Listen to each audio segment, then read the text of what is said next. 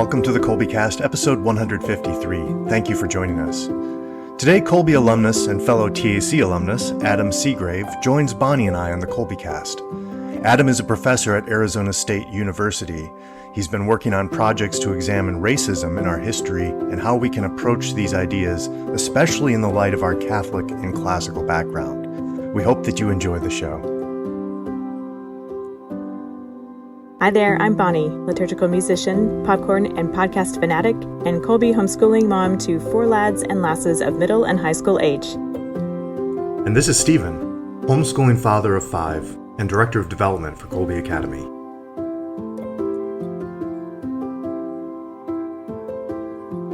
Hi, Stephen. It's good to see you. How are you today? Doing well here in Arkansas in the spring. It's always lovely. Yes, lots of pretty things happening. Good to see the green coming on and flowers blooming and so forth. Good deal.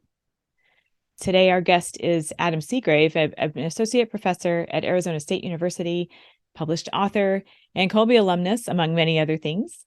Welcome to the KolbeCast, Adam. Thanks so much, Bonnie and Steve, for having me. I'm happy to be here. It's nice to meet you. It's great to have you here. I'm looking forward to our conversation today. Would you tell us a bit about yourself and your background and your Kolbe connection? Yeah, so I'm a professor at Arizona State University now. And prior to that, I was at the University of Missouri, Northern Illinois University, all of those teaching positions. But before that, I was formed by Catholic education. So I did my doctoral work at the University of Notre Dame, undergraduate at Thomas Aquinas College, and of course, my elementary school education was at Kolbe Academy. So I do really credit Kolbe Academy with providing me a foundation that I've never forgotten. Certainly, it's been there the whole time, and just that introduction to the classics, the strong rootedness in Catholic faith, and the sense of integrating my Catholic faith with my educational endeavors and with my learning process generally. That experience has really formed every subsequent educational experience I've had, and it continues to inform my teaching, of course, in different ways, because now teaching at a big secular state university that has its own opportunities and challenges. And I think that if it weren't for the foundation that I had in Catholic education, then it would be easy to sort of get lost in the shuffle and the flux of ideas and everything that goes on at a secular institution, big secular state university. So I feel I'm very, very blessed, and I'm grateful for my Catholic education. And my children, I have 2 children, ages 12 and 6, so 6th grade and 1st grade. And my wife teaches 5th grade at the Catholic school where our 2 daughters go. And I'm very involved at the school as well. So that's, continuing to just be as involved in Catholic education as I can be, and making sure that my children also get a good Catholic education as I did, because I know how important that is. So so that's some things about me. Okay, so Arizona State is where Mary College, which is affiliated with University of Mary, has a program, right? That's right. Yeah. So Mary College is a really, really exciting and unique program. It's the location they have on campus is just beautiful. It's an really old church, which they've converted into a library and event space and study spaces for students and classroom spaces for students as well. And they host events for students that are, intellectual events, speakers, debates, communal conversations with food that's served. That always attracts the students. You got to have food at every event. But they have a great group of students there. It's a very vibrant program, and it's an opportunity for Catholic students from UMary to evangelize essentially on the Arizona State University campus. And it's an opportunity for Arizona State students to be exposed in a deeper way to topics and courses that integrate the Catholic faith with other topics that they're interested in, like social or political philosophy or history. So it's a really unique and interesting program. It's the only program of its kind that I know of that is a partnership between a small Catholic university and a huge state university, where there's actually a exchange of students and faculty, and it is really interesting. So it's been great to work with them as much as I can here. Sounds like Monsignor Shea is kind of picking up the educational sort of baton from, those people who were at Kolbe Academy or at Thomas Aquinas College, who were really trying to pull things over in a different direction. And Monsignor Shea seems to be carrying that forward, I guess. Yeah, absolutely. And and I'll just add that it's really neat, partly because sometimes a really good Catholic education can be a little bit insular. And I experienced that to some extent at Thomas Aquinas College. I absolutely loved it there, but it is somewhat insular, and you don't really get out very often and interact with people outside of the college. So that's a neat thing about the Mary College idea, is that I think it's a good example of solid Catholic education really interacting in a positive way with the surrounding secular world and witnessing to the faith, and hopefully influencing people who aren't of the faith to see what it is that Catholic faith means and how it inspires Catholics to act the way they do. And so I think it's a really good example of that how we can be in the world as Catholics. I think that's important too. Definitely. That sure seems like a neat program. Monsignor Shea told us a bit about it on episode 123, A Change of the Ages. So I'll put the link to that episode in the show notes for this one to hear a little bit more about that and to relive the moment where I was teasing him about the weather in North Dakota and the escape to Arizona and the cruelest part of the winter. So, okay. Well, so tell us a bit about what you're up to these days. You are working in a specialized area, and it seems like a unique choice given your background. So would you tell us a bit about that? Yeah, so I work quite a bit these days on issues of race in American history and politics, and I've done quite a bit of teacher continuing education and various teacher programs on the topic of how to teach about issues of race in American history. And I came at this topic through my studies of the American founding and early American history and political thought.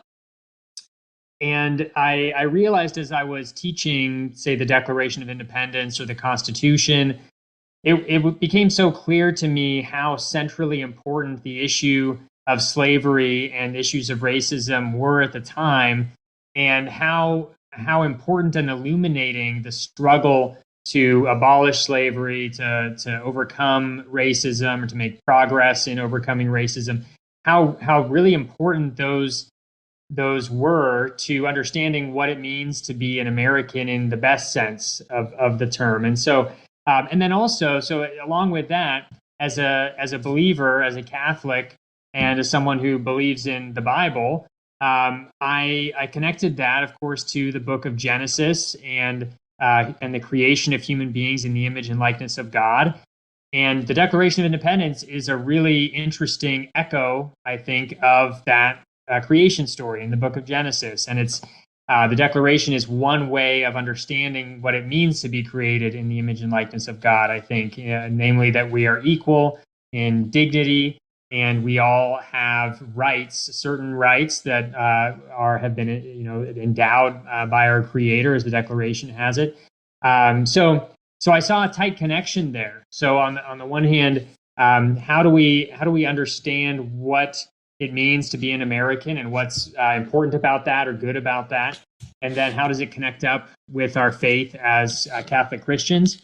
And so I think that the case study of racism and historically the case study of slavery provides a really, really fruitful ground of exploring and thinking about and reflecting upon the significance of our creation in God's image and likeness, and how we can live out that that understanding in practice with others in society. So that's kind of the story of what I'm focusing on now and how I came to it. There are a lot of dimensions to it. I also started a project called Race and the American Story in higher education when I was at the University of Missouri. And one aspect of that project is a course I teach, a college course I teach every year. And other faculty members involved in the project at other universities also teach this course every year. So yeah, it's been a really really rewarding and I think important area of work for me to be involved in. I'm curious what led you there. I mean, the interest in the founders certainly, and it's certainly in our world today. It seems like we're getting bombarded with these views, and as you're talking about this, I'm even thinking we probably have some of our Kolbe families out there that fled their local schools because they didn't like what was being taught necessarily. And so it seems to me like somebody from your background could help to lend some clarity to the truths behind what the problem is and what's wrong in a nice way, of course, with some of these more modern theories, such as critical race theory or just critical theory in general, I guess. But yeah, I think that's a great point. That's exactly right. I think that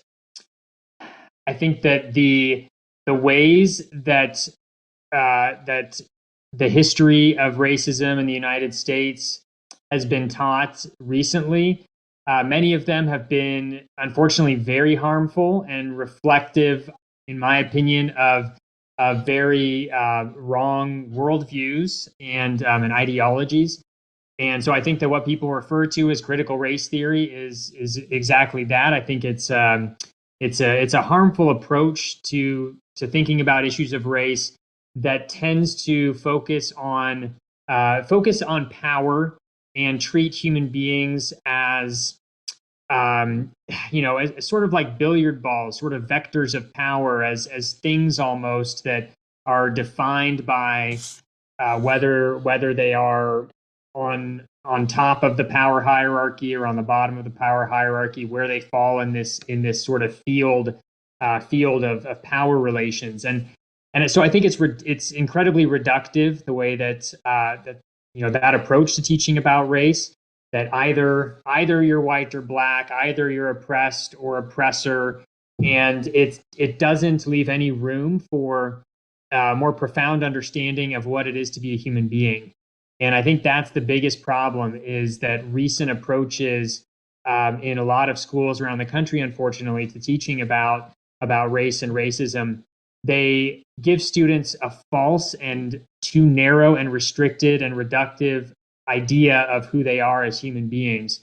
And that also, of course, tends to crowd out religious understandings and faith-based understandings of who we are as human beings, because God didn't create us as people of different races that were pitted against each other into some sort of power struggle. That's not the way we were created by God. And so I think that it's a really harmful misunderstanding, the way that we often teach about race and racism in school. So I certainly understand, and I'm very sensitive to it myself. I understand when families are upset and dissatisfied about the way that their children are being taught about race in schools. And so I do think, though, also it's a tremendous opportunity, and I view it as a tremendous opportunity, particularly as a Catholic and as someone who really cares about issues of race and racism. I think it's an opportunity to teach about these topics in the right way and in a better way than they've been taught about in the past. I do think that prior to the recent wave of interest in teaching about topics of racism in schools, I think prior to that, there was a problematic neglect of teaching in K-12 schools about the histories and the contributions of people of various backgrounds, particularly African Americans, but also Latino Americans and Asian Americans. And, I think that those stories have tended to be neglected in the past. And now, on the one hand, it's good to highlight some of those stories that haven't been as well known in the past.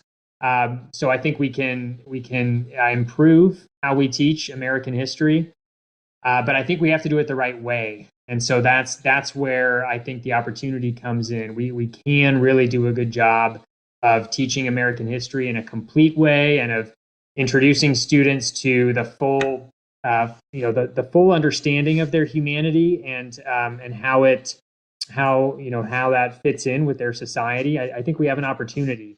It's just a matter of getting it right. And I have seen hopeful signs more recently that largely as a result of parents, I think, who have spoken up and acted on the basis of their disapproval of what their children are learning in school. I think that there's a growing realization that we have to teach about these things in better ways than we saw initially a couple of years ago. So I'm hopeful about that.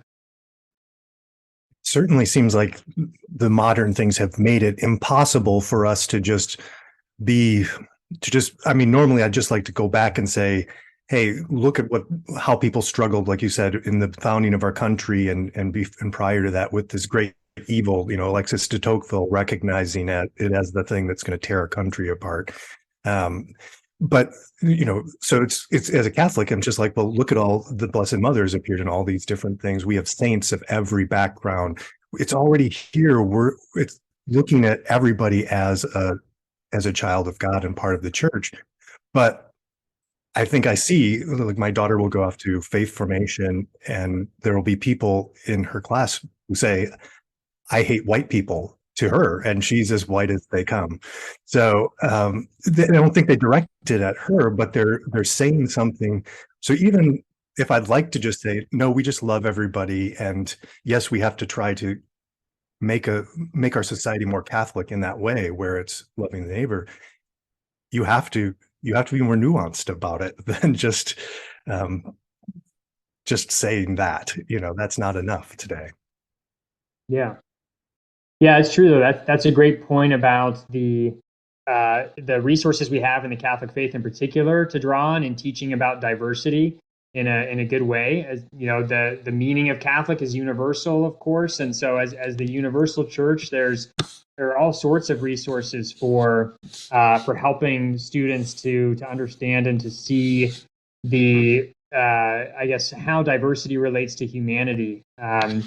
And to appreciate the differences that people have in living in different parts of the world with different cultures, to really appreciate those without forgetting our common humanity and our creation in God's image. And so I do think the Catholic faith is really great for that. As you said, saints from all around the world who look, every shade of color and every culture, and the Marian apparitions in different places around the world. I think those are great resources for helping students to put diversity in context and to understand it in a really complete way. So how does your classical education, your own, like your Kolbe Foundation and your later studies, your classical education and your Catholic identity, how do they inform how you approach this whole conversation? Yeah.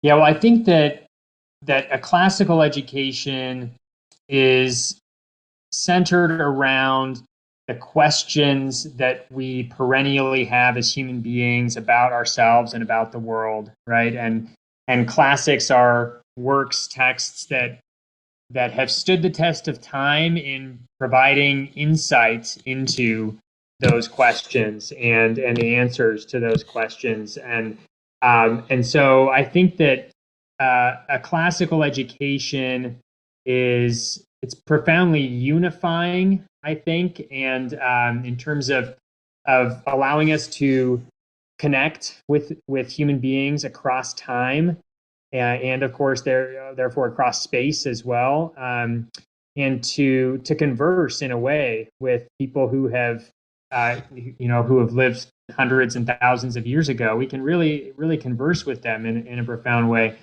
And actually, I was just teaching W.E.B. Du Bois, his book, The Souls of Black Folk, last week.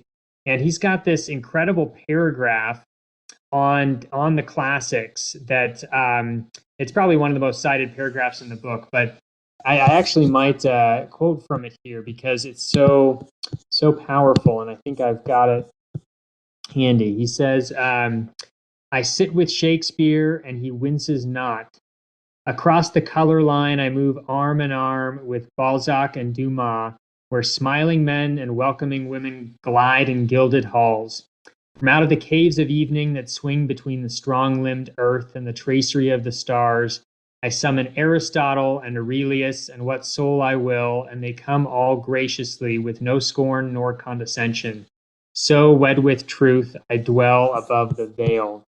And this is Du Bois reflecting on how his connection with the classics, it actually, for him, it overcomes a kind of harmful race consciousness that he sees elsewhere in society. He's able to dwell sort of above racial identity when he's connecting with the classics, and so I think that's what the classics provide. They provide this profound human community that stretches across time and space in ways that we can't experience really in almost any other way. And of course, Catholic identity does something similar. It also puts us in touch with our, the deepest questions of our existence. It provides us with clear sight about the answers to those questions, what the meaning of our lives, is, and what we should do, what happiness is, and it also, of course, connects us with others around the world and across time again who share that faith. So we can connect with the saints who have lived hundreds and thousands of years ago, and we have powerful connection with other Catholics around the world because of those shared beliefs. And I think that both our connection with classic works and our faith, they both provide us with a context of understanding ourselves, our place in the world, the meaning of our lives, all of the sort of the most foundational, I want to say, the truths of our existence as human beings, and that I think is just so important. I honestly don't know what I would do if I didn't have that context, if I wasn't able to sort of rest and be content and reflect on those foundations, and both with faith and reason. And that's the other thing actually too I want to just point out is that the relationship between faith and reason, right? That is a central thing, certainly for my experience in teaching and in learning, and I think for all of us to some extent, as human beings, how we relate our the limits of our rationality with what we choose to believe in beyond that. And so I think that having an understanding of the harmony between faith and reason is really, really important, and being able to trust in our reason, knowing that the certainty we have through faith is an even greater certainty than we could ever gain through reason. So I think that's really important as well. I was just talking with some people just the other day about that idea and what a gift we have as Catholics, where those are so ingrained, and to know that we've got this great, anything that we're discovering by the intellect will be confirmed or affirmed, or it's not in opposition to what we know through the light of faith. And we were talking specifically kind of about interpreting scripture and how there was a time where it's like people say, well, that couldn't possibly have happened because our historical things. And it's like, well, maybe it's just figurative, but I wouldn't count out the Holy Spirit being able to make that work somehow before we just did that. But yeah, it's what a blessing we have as Catholics. Yeah, I think that's absolutely right. And yeah, and another way I see that unity or that harmony is in the idea of having a relationship with truth. I think that's what I try to inculcate in my students, is not just to know certain things, but to have a relationship with truth such that they're intellectually curious that they that they kind of know truth when they find it, can recognize it, and separate it from falsity. And I think that also, of course, has a profound resonance with our Christian faith, because Jesus said that he's the way, the truth, and the life. So we have an actual person who we can have a relationship with, who is the truth, which just makes it all the more powerful to have a relationship with the truth when we recognize it both as Jesus Christ and as true things that we can know about the world. So, yeah. So how do you, in your capacity as a professor at a big state university, how does this go for you in transmitting this to your students and having these sorts of conversations, maybe even like the entry point of that kind of conversation, which sometimes we only get that far and that's the end of it, right? So how does that sort of go for you? Yeah, it's not always easy. It's definitely not always easy at a place like ASU and the previous state institutions where I've been. It's different, and it's harder in some ways, because one can't assume a kind of baseline foundational commonality in how we understand the world and our place in it and our relationship to God. You can't assume that you have that in common with many people. So it makes it more difficult. But honestly, for me, it makes it more, in some ways, more fun, in some ways, more interesting, and perhaps more impactful at times. So I like the challenge. I like the challenge of that, of trying to help and connect with students who don't share my faith, but who I think I can bring along to, at least, as I said, start to have a relationship with truth in some way, and then hopefully that that begins a lifelong process for them that will become richer and richer over time, and hopefully lead them to God through that. So that's how I view it. It's also a constant sort of reflective process for me, and questioning whether I'm doing everything I should be doing to evangelize in this secular environment. Obviously, I'm limited to some extent. I can't I can't do everything I would like to do in terms of trying to convert all my students to the Catholic faith. I would get in trouble if I didn't limit that in some way. But so yeah, I do struggle with myself. Ask myself whether I'm doing enough. But I think that at least by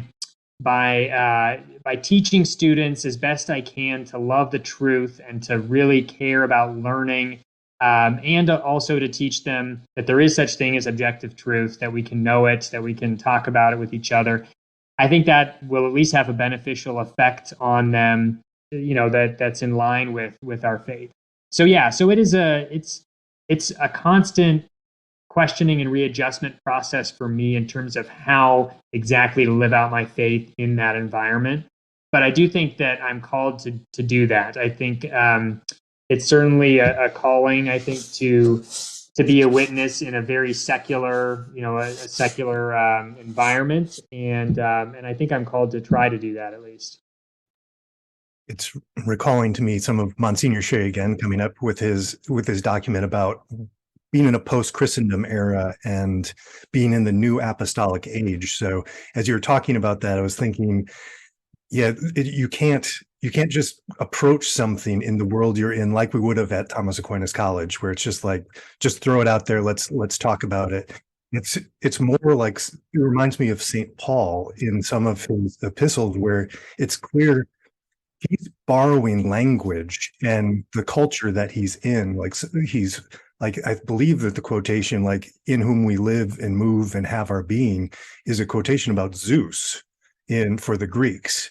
And he's turning that around. He's speaking their language to teach them about God and about the faith and about salvation. And it seems to me that that's what has to be done today. You can't just pretend like the world is what it was.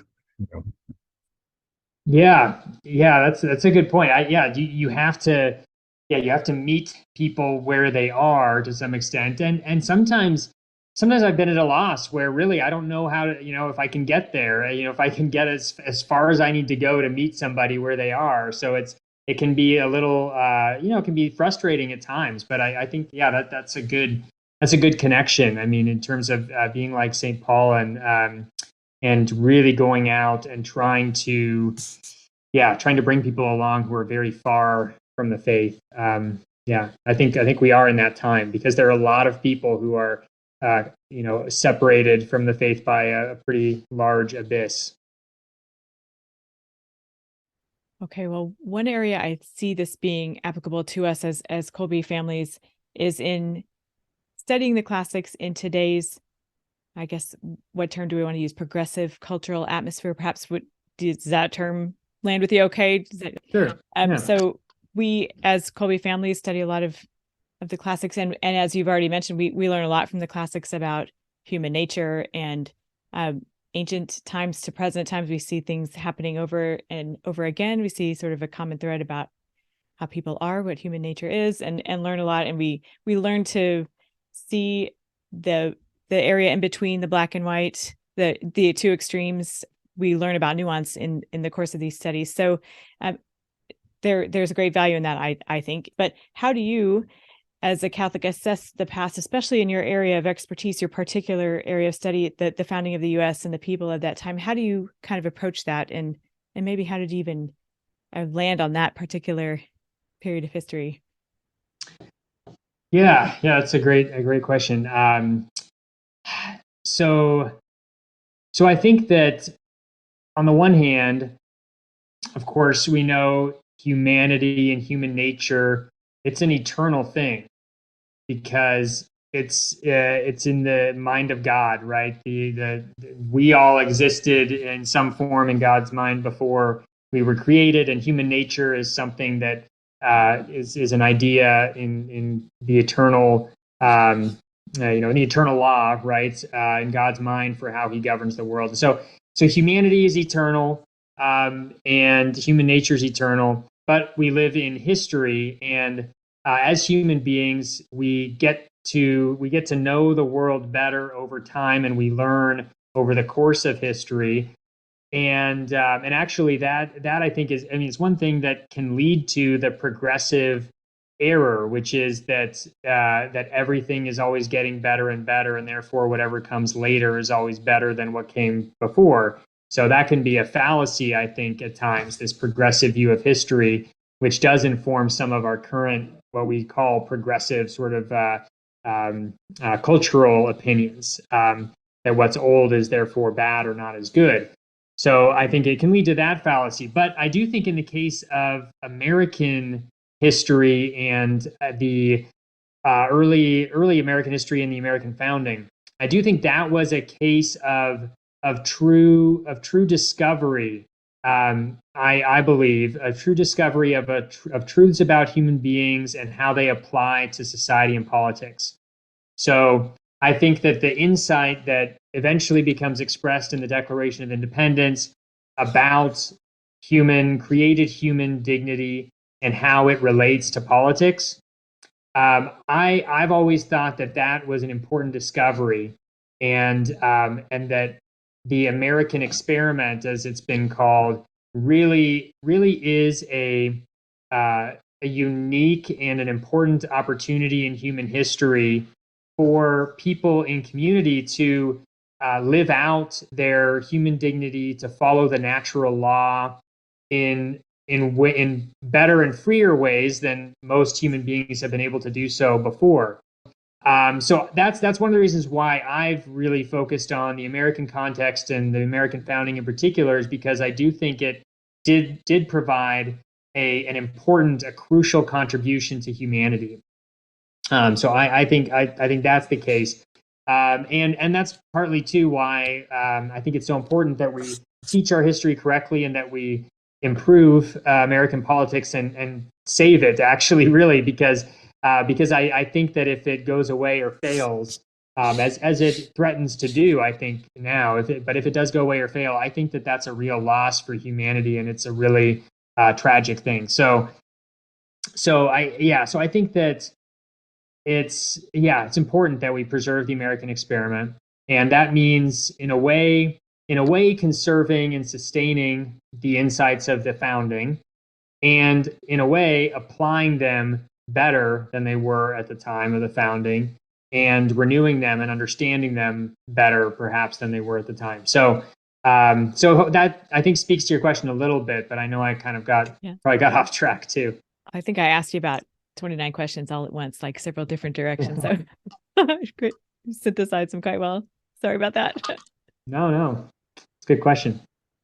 I really enjoy that because, it was clear our founding fathers we had this independent Christian, generally Christian society, and they're learning from all of these people that, as we read at TC, the Rousseaus you think, well, they're not really necessarily Catholic, but they managed to form this, like the beautiful Declaration of Independence and things, and build all of that where they're recognizing the fallen nature of humanity and trying to protect against that to some extent, but simultaneously recognizing the inherent value and the beauty of human nature and trying to protect that for all. So I agree. It's just like, what a great gift we have received from those founding fathers, and how much they struggled with the sin in the world and trying to make it a better world. Or it's really a great story to follow.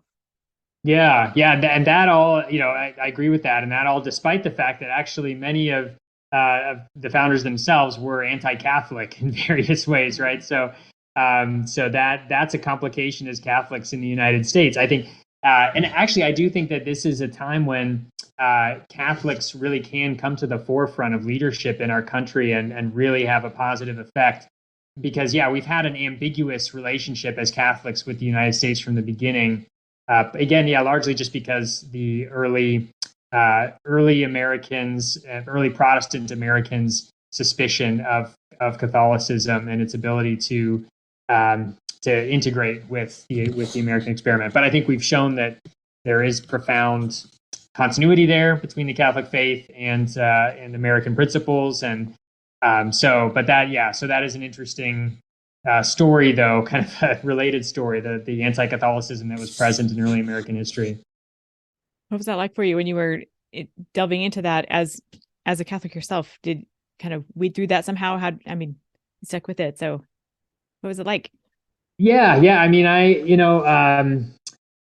think that I was able to sort of dismiss it in a way as irrelevant, because I knew the criticisms of the Protestant Reformation, of the Catholic Church, and I'd already sort of come to grips with how to think about that, right? Why those criticisms weren't correct, and how the Catholic faith survives the criticisms of the Protestant Reformation. And so I was able to just kind of dismiss that part of it and appreciate other parts of it, because they really aren't connected. I think that the reasons why Protestant Christians at that time rejected or had criticisms of Catholics, I think were not connected with their political, philosophical insights. In fact, in a way, I think it was a misapplication of certain philosophical insights to the religious realm in parts that they were thinking of. But so I was able to separate that. So it doesn't really, it doesn't bother me. I can teach Samuel Adams's, rant against Catholics, and just kind of teach it as an interesting thing that he happened to think, but it doesn't, to me, it doesn't affect the rest of their insights. Okay. I think that's another real gift of that classical education, is that it trains you to take what's good despite the flawed. So somebody can have all of their human flaws, all of their weaknesses, but when they say something true, you can say, don't agree with that, but that's true, and that's a profound statement. I will take that and combine it with everything else. It seems to fit. Exactly. Yeah. I think you're right. That's probably one of the many things that I've gotten from my classical education. Does that also help you keep past injustices in perspective with how we view them now, present day sensibilities? Does that extend to that? Yeah, I think so. I think so. I think that many Americans and many people today have a really hard time processing past injustices. Just processing it in the sense of, where does that leave us? Where do past injustices leave us? And what do we do? What do we do with them? How do we fix it? And I think that's where, so I think predominantly with the Catholic faith, as Catholic Christians, I think we have tremendous resources for processing past injustices in the fact that we believe in fallen human nature, the original sin, and we believe in redemption through Jesus Christ. And so we've got the whole picture already in place in front of us, and we can place injustices and terrible evils in that picture. We know where it comes from, we know why it's there, and we know how it can be fixed. And namely, not by us right now, but by God, and maybe by God working through us. So I just think having that perspective of fall and redemption and the whole salvation story in front of us, I think gives us just a great resource for understanding and contextualizing past injustices, I think, and just for understanding, the human beings who engaged in those injustices at the time. So, we know that people are complex, and they're not complex in sort of random ways. They're complex in the ways that we know from the Bible and from our faith that they're complex, that they suffer from the effects of original sin, but then also God gives them grace to do good things, and God brings good out of evil. And those are really important things to keep in mind when we're grappling with past injustices. And yeah, I think the classics give us a similar perspective, not with the same fullness as our Catholic faith, but I think it's compatible with it, in the sense that that classic works give us insights into human nature and the complexity of human nature and its various dimensions that allow us to better understand and process particular figures of the past and what they're doing and why they're doing it, and gives us sort of reference points, right? We can relate one event that happens at a certain time involving certain people to another event that happens, centuries before involving other people, but they have similarities, and we can compare them and talk about them. And I think that helps process events and individuals as well. So, yeah, so I think that's tremendous resources we have from classical education and from our Catholic faith for really grappling with past injustices in a healthy way. Well, I'd love to get your thoughts on some ways that our Kolbe families can engage with the classic literature that is part of our curriculum. I'm thinking, from the beginning, the early literature into junior high school literature, some of which might contain what might be considered problematic by today's standards, languages, situations, social structures. I'm thinking of Huck Finn, that we read as part of our Kolbe curriculum, and how you might encourage or advise parents starting out on these, working through these with their homeschoolers, and ways to approach those, especially if they have sort of an aversion or a hesitation because of the current cultural prevailing opinion that those can. Anyway, I think hopefully that is clear enough. I can state that a little differently. Yeah. Yeah. Okay. Absolutely. Yeah, I think that's a great question. And Huck Finn is one of the ones that people ask about most frequently and talk about most frequently in that sense. And I think in that case in particular, as in the case of many other classic works that have elements like that, I think it's extremely important that we continue to teach those works despite the need to deal with the language or the assumptions or situations that we disapprove of and have difficulty with. So I think it's vital that we continue to teach these works, that we don't just drop them because they contain things that are difficult for us to handle and to talk about. And I know that some schools do drop books like Huck Finn, and for those reasons. And I think that's really, really tragic because, again, you're throwing out the baby with the bathwater, to use the expression. And I do think that, in those instances, for example, with Huck Finn, I think that it's important to address, before you begin reading the book, to address those kinds of the language or the situations or the assumptions, whatever it might be, that we disapprove of or have difficulty with or think are wrong, that we address them beforehand with students and say, look, this is the N-word usage in Huck Finn, right?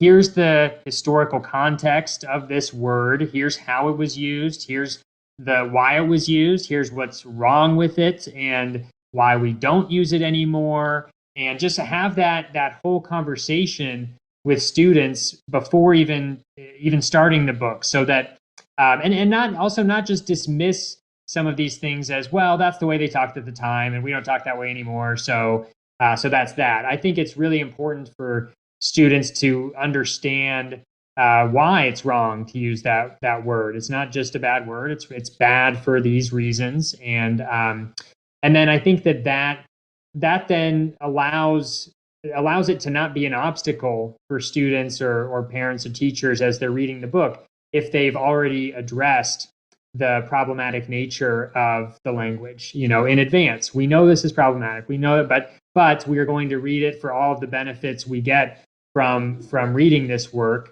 So I think it's important to do both of those things. So not just to say, well, we're going to read it anyways and plow through, to really stop and understand why we disapprove of certain things that are in these older books, but then to go ahead and read it anyways, armed with that understanding. I think that's important. In our family, instead of Huck Finn at this point, probably this conversation comes up the most when we have collections of old Disney shorts like Donald Duck, Mickey Mouse, and things. And when Disney re-released them, they put many of the episodes, from the 30s, from whatever, into their vault. So they decided to preserve them, but they didn't want them as part of so my children and I would watch them and say, well, why would this be in the vault? And it's oftentimes because they're portraying an ethnic, I don't know the correct word, people of a certain country in a comical way. They're overemphasizing features and things which isn't really appropriate in today's world. But they certainly, at the time, and we talk, as I bring in my experience with like my grandfather and his generation, who were my grandfather was a wonderful man, but he would say things when I was like going to college, and I'd say like, Grandpa, you can't say that anymore. It's not. So it's kind of saying, okay, we don't want to be hypersensitive where we're, it seems like, but we have to be respectful of both. Okay, that might, making fun of somebody's appearance or their appearance because they're from a particular background might not be the best type of humor necessarily. And so let's step away from that in a Christian context, I guess. And especially if people are finding it offensive, it's like, I don't want to be walking on eggshells all the time, but I also don't want to offend somebody if they really find that offensive too. So I don't know if that fits in exactly, but yeah, no, that is interesting. Yeah, you're right. That's a different application of this general theme. And I think that is true. There are certain things like, as you're saying, cartoon portrayals and things like that that people just don't really realize at the time, that that you don't think about it there being anything wrong with that, right? And we all, we instinctively sometimes laugh when someone falls down or something like that, and it's an understandable human behavior. But of course, it's not good just because it's understandable, right? So again, I mean, we can see this as reflective of our human imperfection and our fallen nature in some way, that we sometimes reconcile ourselves with ways of with forms of humor that aren't charitable and things like that. And we all, I think, at least many of us have done that at various times in our lives as kids or something. You make fun of somebody, and so I think that's right. And you can you can understand something as being wrong and say that it's wrong, explain to your kids, this is wrong, without thereby, kind of demonizing the people who did it, right?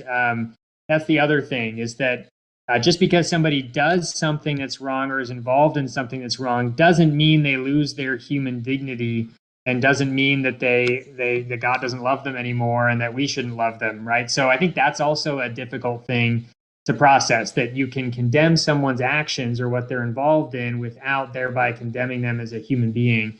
And that's an important response too, I think. I love in the Catholic Church, we have this particular judgment and general judgment as well, so, I'm positive that should I be with our Lord in heaven, there will be many things that I was not even aware that I did to hurt people, that God in his mercy is taking care of those things. Or, family's the perfect example, that you just have to let God take control there, because you're going to mess up a lot of things and you have to trust him to kind of fix your problems. But those will become obvious to us, but I may still be with our Lord in heaven, seeing him face to face, even though I've done things even though I did things that I knew were wrong, and things that I wasn't even really aware that I was hurting people or doing damage. Right. Well, at this point, do you have any final thoughts or takeaways you'd like to leave with our listeners, our Kolbe families? Yeah, I think that, I would just really say that what you're doing is so important in in educating your children in the Catholic faith and with a classical foundation. It's so important, and I experienced that importance in my life. Just the foundation that it laid for me, it really is something that I go back to again and again as something I'm grateful for.